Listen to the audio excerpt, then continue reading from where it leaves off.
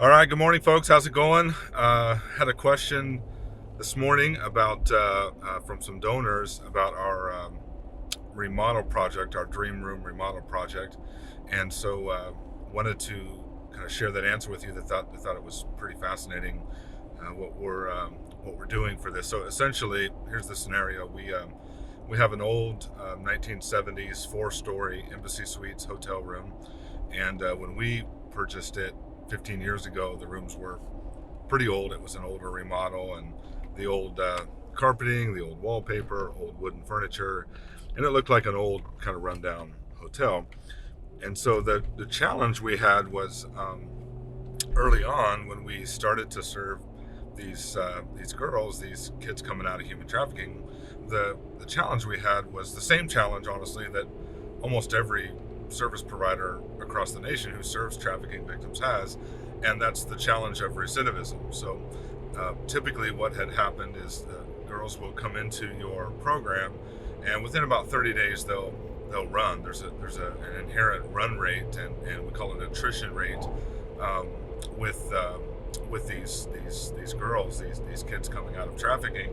And so we found, through many different studies, a lot that ASU were a part of, we found that the run rate is really caused by this dynamic kind of happening inside the survivors called the trauma bond. And so the trauma bond essentially is where young women and young men who have been introduced to such intense trauma by their trafficker, by this sort of systemic sort of, it becomes a system of the bottom and the other girls, and there's this thing that happens, and they actually form an attachment to that. They form what's called a trauma bond, a bond with that trauma.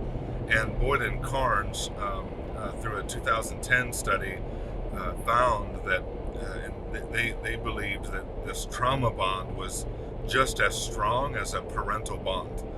And so here's the scenario then: the police or your recovery efforts or whatever are pulling victims away from these situations, only to find that they have this instinctual desire to get back, to run back to the trafficker. And part of it is during that time, through this period of intense trauma and intense overstimulation of all the brain and all the body, during that time these traffickers became their sort of point of safety, their food, their medical. The traffickers became all of that to them, and there's this bond that is formed. And so what happens then is the girls run away. And now it seems to not even matter, in the studies that have been done, it seems to not even matter if you place that child or that young woman in a recovery center versus their own home, which seems totally counterintuitive. You would assume that they would do so much better at home. Why not just take them all home? But it seems like this trauma bond, this run rate, doesn't care if they're at home. That the problem is not their location. The problem is what's going on inside them. So we were not immune to the trauma bond, to the run rate early on, and so we would sometimes have as high as like an 80% run rate. So and now imagine that you'd recover a young lady, get her safe into a safe spot. At first she'd be very thankful, but just these uncontrolling urges and drives would drive her away from your program.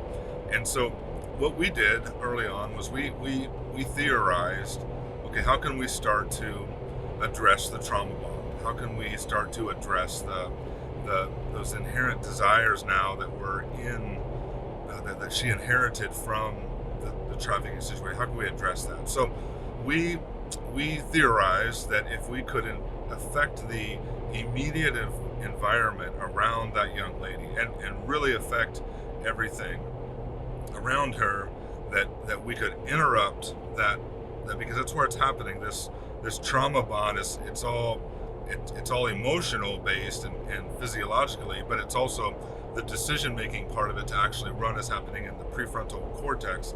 And so we theorize that if we can interrupt those patterns that are happening, because of the trauma bond, that we could successfully ratchet down that recidivism rate, that run rate induced by a trauma bond. So we started with 10 rooms at the Dream Center. They were 500 square foot apartments basically, and again, they used to just be double suites. So they had a bedroom, they had a little kitchen, and they had a living room type area, And so we theorized that we put all the psychology we could find into them. And it came out of a field called sensory modulation, or neurosensory modulation, in which we were through the act of pattern interrupts in the brain and sensory, which is the touch, the feel, the look, the sensing of the environment around them, we would be interrupting the run patterns in the brain. So things like little things like when a survivor first comes into a room, we make sure that all of the light switches are adjustable, and that the girl sets the lighting tone. And so the emergency rooms, the triage rooms we have, when girls first come in, the rooms are dark, and we ask them to turn on the light. They set how bright or how dimly lit to make the room. It's their choice. It's a pattern interrupt. It's putting on them that they got to choose the lighting of the room. Somebody else didn't choose it for them, as is the case with the trauma bond. So that's one of nearly 50 different variables that we're affecting here. We found that some girls come in, they crank that thing all the way up. They want no surprises. They want to know what's around every corner. Some girls that come into the room want the light very low. Some have even offered to just not turn the lights on at all and just hunker down on the couch, and because they just want to bury themselves inside their head. One 13-year-old little gal had told me one time that it just hurts to be in my body.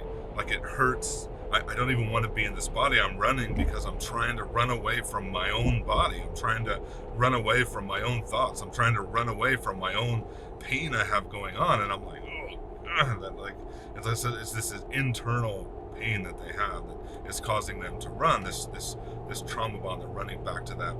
Okay, so the lights are one. The other one is on the floors. So if you have your shoes off, or you're barefoot and you're walking across the floors of our neurosensory modulation rooms, we make sure that every room, the front and the back, have an opposing texture. And so the floors may be hardwood, very nice hardwood floors that are very smooth, a little bit cooler to the touch. But then we make sure that as you transition, you transition onto like a fake bearskin rug, or a long cotton, threaded rug. Like, it's very furry, very fuzzy, very, very feely, touchy-feely. So again, that whether you have shoes on or not, because if you have shoes on, it's still, the sound changes.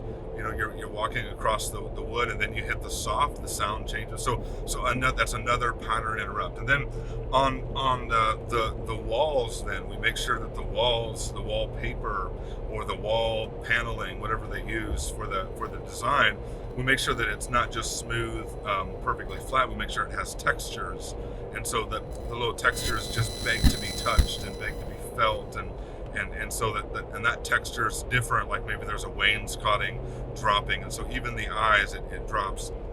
We had found some research about the layout of pictures and photos and artwork on the walls, and so, as well as the color tones, the more subdued colors, the more muted colors, as well as integrating that, we also, in the theory, the pictures that were hung horizontally in landscape style were more appeasing to look at than the ones that were hung vertically in portrait style. And so we hung all the pictures that certain way. Then you get into the threading in the beds, and again in the showers. That when you step out of the shower, like building that neurosensory into everything. Every room needed to have a little sand pit, or a sensory modulation sort of an area built into it, where there were little fidget spinners sometimes, and these little rubbery, crickly things. All this was built into the kinetic sand that kind of sticks together and is placid, and that you can play with. All these things out of childhood, and honestly that a lot of the autistic children work with.